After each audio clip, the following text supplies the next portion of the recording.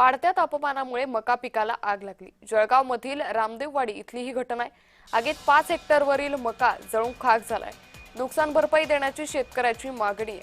त्यामुळे वाढत्या तापमानामुळे मका पिकाला आग लागली। जळगाव मधील रामदेववाडी इथली ही घटना सध्या समोर येते। शेतकरी राजेंद्र पाटील यांच्याशी बातचीत केली आमचे प्रतिनिधी जुगल पाटील यांनी।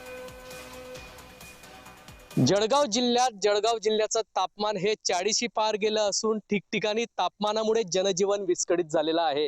रामदेववाडी परिसरात या ठिकाणी शेतकऱ्याने मक्याची लागवड केली होती, मात्र वाढत्या तापमानामुळे 5 हेक्टरवरील मका हा जळून खाक झाल्याची घटना या ठिकाणी घडलेली आहे। या संदर्भातली बातचीत करण्यासाठी आमच्या सोबत शेतकरी आहेत, आम्ही त्यांच्याकडून जाणून घेणार आहोत। दादा, काय सांगणार? या ठिकाणी आपलं मोठं नुकसान झालेलं आहे।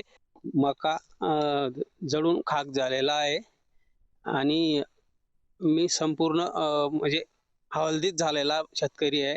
कर्जबाजारी हे माझ्याकडे सोचत नाही साहेब, एवढं नुकसान माझं झालेलं आहे। किती लागवड केली होती? मी 5 हेक्टर लागवड केली होती मक्याची आणि त्याच्यापैकी सर्व जळून खाक झालेला आहे।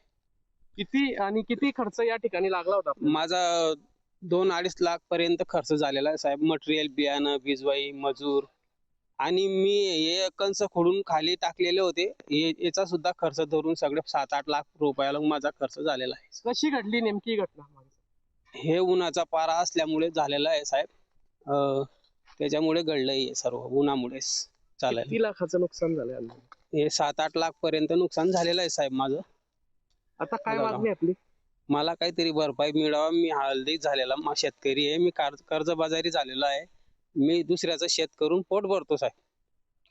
ठिबक गिबक सर्व माझं पुरा नायनाट झालेला आहे साहेब। जुगल पाटील, जय महाराष्ट्र न्यूज, जळगाव।